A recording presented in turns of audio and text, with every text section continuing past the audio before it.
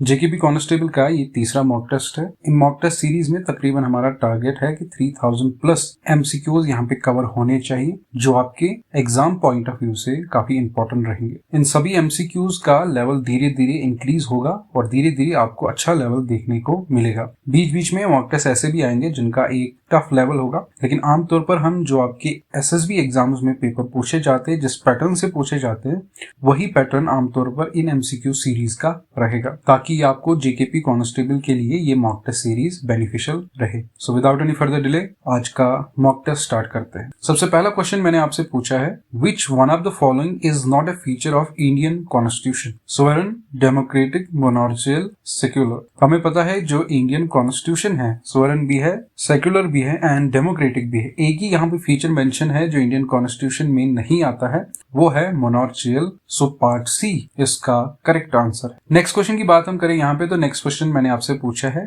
What is the highest peak in union territory of Jammu and Kashmir? कि Jammu and Kashmir में highest peak कौन सी है इन चार में से? कोलाहोय, नुनकुन, हरमुख, अफरवत। तो इसका जो करेक्ट आंसर है वो है part B, Nunkun peak Jammu Kashmir की हाईएस्ट पीक मानी जाती है। आपको बताइए इस तरह का एक क्वेश्चन जेके एसएसबी के एग्जाम्स में देखा गया है। नेक्स्ट क्वेश्चन है, in which year was goods and service tax implemented in India? जो जीएसटी है किस साल में इम्प्लीमेंट हुआ था? 2014, 15, 17, 18। इस तरह के क्वेश्चन आने के चांसेस रहते हैं, क्योंकि इन सारे क्वेश्चन पे हम ज्यादा ध्यान नहीं देते हैं और यही क्वेश्चन हम छोड़ के वहां पे आ जाते हैं। तो जीएसटी जो इम्प्लीमेंट हुआ था वो 1 जुलाई 2017 को इम्प्लीमेंट हुआ था इंडिया में। सो पार्ट सी यहाँ पे इसका करेक्ट आंसर हो जाता है। ज्यादातर इनमें एक्सप्लेनेशन की जरूरत नहीं है, लेकिन जहां जहां होगी वहां मैं आपके साथ शेयर कर लूंगा। नेक्स्ट क्वेश्चन है, चूज अ करेक्ट स्पेलिंग। आपको यहाँ पे एक वर्ड है, उसकी करेक्ट स्पेलिंग क्या है वो इनमें से आपको देखना है कौन सी आएगी। ACCESSIBLE, ACCESSIBLE, ACESSIBLE accessible है एंड ACCESSABLE accessible। तो accessible की जो करेक्ट स्पेलिंग है वो पार्ट ए में मेंशन है, ACCESSIBLE। मैंने इन एमसीक्यू सीरीज में मिक्स क्वेश्चन रखे हैं, जिस तरह से जेके एसएसबी आजकल पूछता है। कभी इंग्लिश का क्वेश्चन बीच में होता है, जीके का, कंप्यूटर का, बाद में फिर से जीके, मैथमेटिक्स। इस तरह से मैंने इसमें रैंडमली आपसे क्वेश्चन पूछे हैं, ताकि बाद में ये चीज आपको हेल्प करे कि आपको आदत रहे इस तरह से क्वेश्चन सॉल्व करने की। नेक्स्ट क्वेश्चन है, the term bit is a short for which of the following? Bit आपको बोलना है कि शॉर्ट फॉर्म किसके लिए लिखी जाती है? Binary digit, byte information technology, basic information table और बाइनरी टेबुलेशन। बिट जो शॉर्ट फॉर्म में यूज होता है वो बाइनरी डिजिट के लिए यूज होता है। सो पार्ट ए इसका करेक्ट आंसर है। नेक्स्ट क्वेश्चन है, who was the first president of constitution assembly of India? Constitution assembly of India का पहला प्रेसिडेंट कौन था? Doctor Sachchidananda Sinha, doctor BR Ambedkar, Jawaharlal Nehru, Vallabhbhai Patel. तो पहला प्रेसिडेंट जो कॉन्स्टिट्यूशन असेंबली ऑफ इंडिया का था वो था डॉक्टर सचिदानंद सिन्हा। बाद में राजेंद्र प्रसाद को भी रखा गया, लेकिन सबसे पहला यहाँ पे डॉक्टर सचिदानंद सिन्हा ही थे। तो पार्ट ए इसका करेक्ट आंसर है। नेक्स्ट क्वेश्चन की तरफ हम बढ़ते हैं। नेक्स्ट क्वेश्चन मैंने आपसे पूछा है, in MS Excel which of the following is to make cell reference constant in formula? Constant रहता है कि इसका मतलब उसका जो सेल एड्रेस है वो चेंज नहीं होता है। यूजुअली अगर आपने एमएस एक्सेल अच्छे से पढ़ा होगा तो आपने देखा होगा, जब भी हम कोई फॉर्मूला दूसरे सेल में कॉपी करते हैं तो उस सेल एड्रेस के हिसाब से वो बदल जाता है। लेकिन जब आप चाहते हो सेल रेफरेंस बदलना नहीं चाहिए तो उसके पहले एक सिंबल आता है जो एक कांस्टेंट की तरह काम करता है, semicolon, exclamation mark, dollar sign और परसेंटेज। तो पर्टिकुलर सिंबल है यहाँ पे, डॉलर साइन उनके पहले आता है। उससे आप इजीली समझ जाओगे कि सेल रेफरेंस किस तरह से वहां पे है। नेक्स्ट क्वेश्चन बहुत ही आसान क्वेश्चन है, which state of India has the highest population density according to census 2011? 2011 के सेंसस के मुताबिक आपको बोलना है वो कौन सी स्टेट है इंडिया की जहां हाई पॉपुलेशन डेंसिटी है, कम एरिया में बहुत सारे लोग एक साथ में रहते हैं। बिहार, उत्तर प्रदेश, वेस्ट बंगाल और केरला। तो बिहार वो स्टेट है जहां पे पॉपुलेशन डेंसिटी ज्यादा है, कम एरिया में ज्यादातर लोग वहां पे रहते हैं। नेक्स्ट क्वेश्चन है, which device is used to convert digital signals in analogue signals and vice versa? आपको बोलना है वो कौन सी डिवाइस है जो डिजिटल सिग्नल्स को एनालॉग सिग्नल्स में या एनालॉग सिग्नल्स को डिजिटल सिग्नल्स में कन्वर्ट करती है। क्या वो राउटर है, क्या वो स्विच है, क्या वो मॉडेम है, क्या वो हब है? तो पर्टिकुलर डिवाइस होती है मॉडेम। मॉडेम ही डिजिटल सिग्नल्स या एनालॉग सिग्नल्स को आपस में कन्वर्ट करती है। नेक्स्ट क्वेश्चन है, which of the following sentence is correct? यहाँ पे कुछ सेंटेंसेस लिखे गए हैं, 4 सेंटेंस। 4 में से सबसे एक्यूरेटली कौन सा लिखा गया वो आपको बोलना है।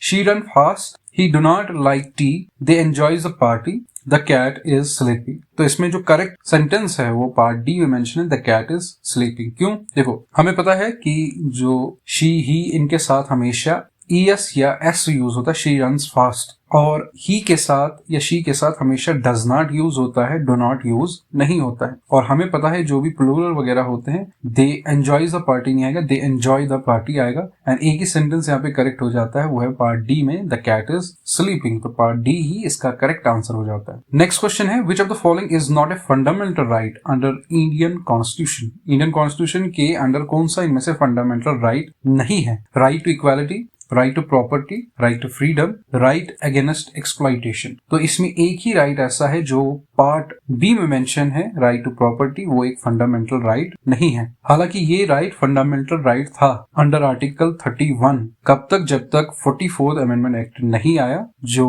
1917 को पास हुआ था, तब तक ये फंडामेंटल राइट था। उसके बाद इसको रिमूव किया गया एज फंडामेंटल राइट। सो हम नेक्स्ट क्वेश्चन की तरफ बढ़ते हैं। नेक्स्ट क्वेश्चन है which Indian river referred to as the daughter of the sun. किस इंडियन रिवर को डॉटर ऑफ द सन कहते हैं? यमुना, ताप्ती, नर्मदा, महानदी। तो यमुना वो रिवर है जिसको daughter of the sun refer किया जाता है। सो पार्ट ए आपका करेक्ट आंसर हो जाता है। Question number 13, what is the antonym of eloquent. Eloquent का एंटोनियम क्या है? अपोजिट वर्ड क्या है?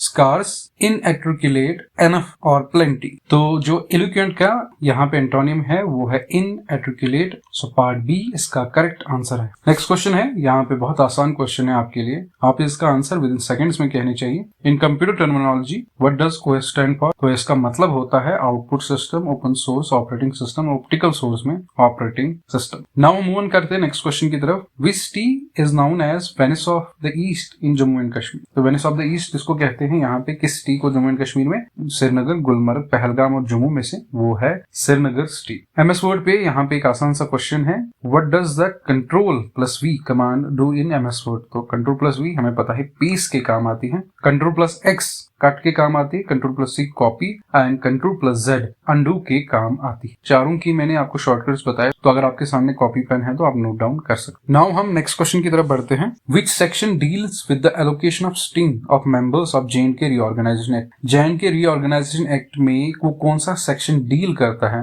Allocation of sitting members? Section 8, 9, 10, 11। तो सेक्शन 9 डील करता है एलोकेशन ऑफ स्टिंग मेंबर्स, इसमें J&K रीऑर्गेनाइजेशन एक्ट में।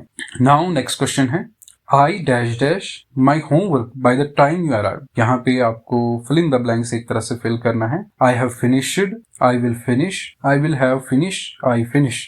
आपको बोलना है यहाँ पे क्या आएगा। तो सीधी सी बात है, यहाँ पे आएगा I will have finished my work by the time you arrive। Next question है question number 19, which one of the following crops is predominantly grown in the rabi season in India। Rabi season जो India में होता है उस time पे सबसे ज्यादा कौन सी क्रॉप उगाई जाती है? राइस, व्हीट, मेज, कॉटन। तो हमें पता है उस टाइम पे यहाँ सबसे ज्यादा व्हीट क्रॉप उगाई जाती है। सो पार्ट बी इसका करेक्ट आंसर है। देखो राबी क्रॉप, ज़ैद क्रॉप्स, खरीफ क्रॉप्स, इनके बारे में आपको पढ़ना चाहिए। अक्सर इनसे क्वेश्चन देखा गया है JK SSB के एग्जाम्स में, तो इस चीज को बिल्कुल भी आपको स्किप नहीं करना है। नाउ लास्ट क्वेश्चन इस MCQ टेस्ट का है, the Yuri dam is located on which river in Jammu and Kashmir. Yuri dam किस रिवर में आता है? इन 4 रिवर्स में से बियास, चिनाब, रावी एंड झेलम रिवर। तो जो यूरी डैम आता है वो झेलम रिवर पे आता है। सो पार्ट डी इसका करेक्ट आंसर है। यूरी डैम कम से कम 480 मेगावाट की इलेक्ट्रिसिटी जनरेट करता है और ये पर्टिकुलर डैम बारामूला डिस्ट्रिक्ट में आता है। तो ये चीज आप नोट डाउन कर सकते हो एडिशनल पॉइंट्स के लिए। आई होप इस MCQ सेशन में आपने अच्छा परफॉर्म किया होगा। कुछ क्वेश्चन बहुत अच्छे थे, कुछ बहुत इजी थे